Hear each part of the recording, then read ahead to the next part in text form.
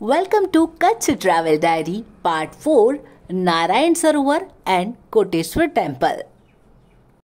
તો રાત્રે અમે નારાયણ સરોવરમાં સ્ટે કર્યું હતું. ક્યાં પણ ફરવા જતા હોઈએ ને ત્યારે સૌથી મોટો પ્રશ્ન એ થાય કે રોકાવું ક્યાં, કારણ કે રહેવાની જો તકલીફ પડે તો પછી ફરવાની બિલકુલ મજા નથી આવતી. એટલે હું તો તમને સલાહ જ આપીશ કે અગાઉથી ઓનલાઈન હોટલ અથવા તો ધર્મશાળા હોય તો તમે બુક કરાવી દો તો સારું રહેશે. આ વખતે અમને તકલીફ ઓછી નથી. આ જગ્યા છે અમે જ્યાં રોકાયા છીએ ખૂબ સારી જગ્યા છે અને આ સવારના લગભગ 7:30 વાગ્યાનો નજારો છે. નારાયણ સરોવર જે જગ્યા છે તે ગુજરાતનું જે સૌથી ઠંડુ શહેર છે નલિયા, ત્યાંથી માત્ર 100 કિલોમીટરે આવેલું છે. એટલે અહીંયા પણ ઠંડી જોવા મળી રહી છે. મારી પાછળ એક મોટું વડનું વૃક્ષ છે, ઘેરી વડવાઈઓ છે. જોઈને બાળપણની યાદો આવી જાય અને સાથે જ એમ થાય કે વડવાઈઓ પકડીને લટકીએ, મજા કરીએ. આ ધર્મશાળા છે અને અહીંયા ઘણા બધા રૂમ્સ છે. સુવિધા સારી હતી રહેવા માટેની અને બસ હવે ફરવા માટે નીકળી રહ્યા છીએ. ચલો અમારી સાથે. તો અત્યારે અમે પહોંચી ગયા છીએ નારાયણ સરોવર. પ્રાચીન કોટેશ્વર મંદિર અહીંથી માત્ર 4 કિલોમીટર દૂર જ આવેલું છે. નારાયણ સરોવર એ હિન્દુઓના પવિત્ર યાત્રાધામો પૈકીનું એક ગણવામાં આવે છે. નારાયણ સરોવરનો અર્થ થાય છે ભગવાન શ્રી વિષ્ણુનું સરોવર. તો અંદર જઈએ અને દર્શન કરીએ. अभी कहाँ है हम? अभी हम आए हैं. क्या है पीछे, क्या है तुम्हारे? સમગ્ર ભારતમાંથી શ્રદ્ધાળુઓ અહીં દર્શનાર્થે આવે છે.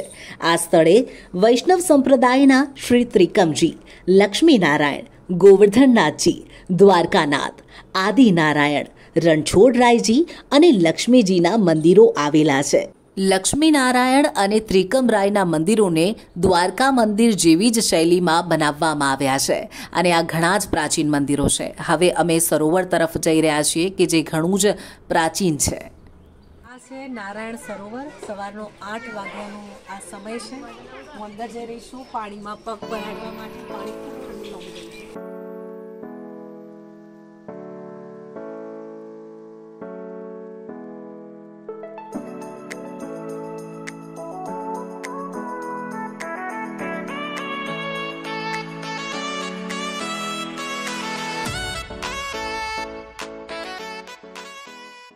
નારાયણ સરોવરની અંદર ઝીણી ઝીણી માછલીઓ પણ છે અને એની સાથે જ ક્યાંક નારિયેળ તો ક્યાંક પ્લાસ્ટિકની થેલી નજરે પડી રહી છે.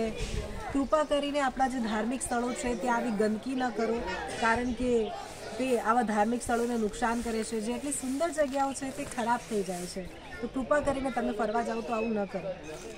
હિન્દુ માન્યતા પ્રમાણે પંચ સરોવરમાં આ સરોવરની ગણના કરવામાં આવે છે.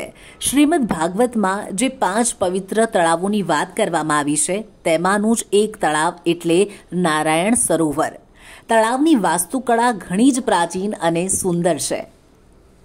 તો હવે અમે નારાયણ સરોવરમાંથી બહાર નીકળી રહ્યા છીએ અને બહાર નીકળતાની સાથે જ રંગબેરંગી કચ્છી વર્કવાળી મોજડીઓ વેચાતી મને અહીંયા નજરે પડી. મોજડીની સાથે પર્સ પણ મળી રહ્યા છે. તો એમાંથી એક મોજડી મેં ટ્રાય કરી અને આ હું ખરીદી રહી છું, કારણ કે કુર્તી નીચે, ટ્રેડિશનલ ડ્રેસ નીચે આ મોજડી ખૂબ સુંદર લાગવાની છે અને આવા પર્સ પણ અહીંયા મળી રહ્યા છે. તો તમે પણ અહીંયા આવો તો ખરીદી કરી શકો છો.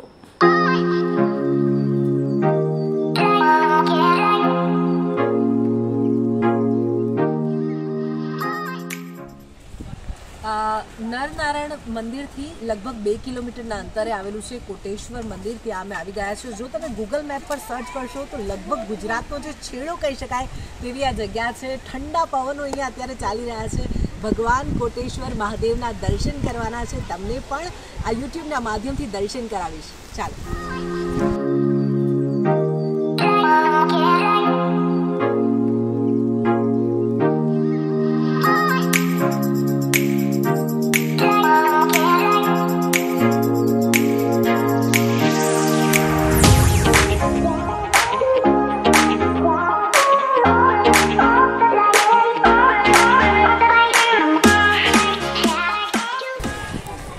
દેવાંગ, કેવી ઠંડી છે?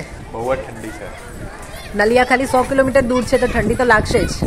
હા, ગુજરાતનો છેડો આવી ગયો છે. હા, તો પવન પણ અહીંયા જોરદાર હશે. કચ્છના દરિયાકાંઠે આવેલું આ સ્થળ રમણીય તો છે જ, તેની સાથે સાથે તેટલું જ પૌરાણિક પણ છે.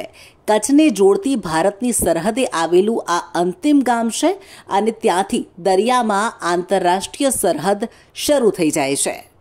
અહીંયા એવી માન્યતા છે કે આસપાસ પડેલા પથ્થરોથી તમે જેવું ઘર બનાવશો તેવું જ ઘર ભગવાન તમને આપશે. અને એટલે હું અને અંશુ અહીંયા પથ્થરોને લઈ અને ઘર બનાવવાનો પ્રયત્ન કરી રહ્યા છીએ.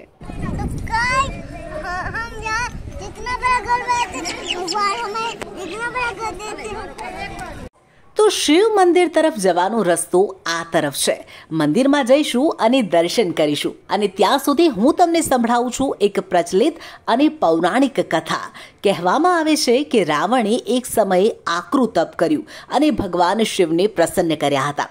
ભગવાન શિવે પણ રાવણને એક ચમત્કારિક શિવલિંગ આપ્યું હતું અને કહ્યું હતું કે જ્યાં પણ આ શિવલિંગની સ્થાપના કરીશ ત્યાં આ શિવલિંગની સ્થાપના થઈ જશે. પરંતુ દેવતાઓએ છળકપટ કર્યું અને શિવલિંગની સ્થાપના અહીંયા કરાવી દીધી. એટલે કે આજે કોટેશ્વર મહાદેવ મંદિર છે ત્યાં તે શિવલિંગની સ્થાપના થઈ ગઈ અને ત્યારથી જ કોટેશ્વર મહાદેવ અહીંયા બિરાજમાન છે.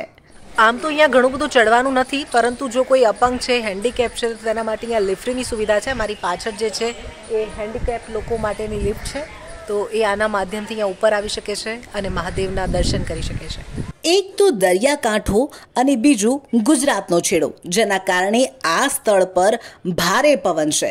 જો તમે પણ અમારી જેમ ફોટોગ્રાફીના શોખીન હો તો આ જગ્યાએ તમે ભરપૂર ફોટોગ્રાફીની મજા માણી શકો છો. અમે આ સ્થળ પર ઘણા બધા ફોટોઝ ક્લિક કરાવ્યા, ઘણા બધા વિડીયો શૂટ કર્યા અને સાથે અમે અહીંયા રીલ પણ બનાવી છે. જો તમે જોવા માંગતા હો કે અમે કઈ રીલ અહીંયા બનાવી છે તો તમે ઇન્સ્ટાગ્રામ પર જઈ અને મને ફોલો પણ કરી શકો છો. તો અત્યારે આ પાર્ટમાં તો બસ આટલું જ, પરંતુ કચ્છનું વ્હાઇટ રણ જોવાનું ચૂકતા નહીં. અને એ માટે શું કરવાનું? મારી ચેનલને લાઈક કરો, શેર કરો અને સબસ્ક્રાઈબ પણ કરી લો અને જોડાયેલા રહો અમારી સાથે.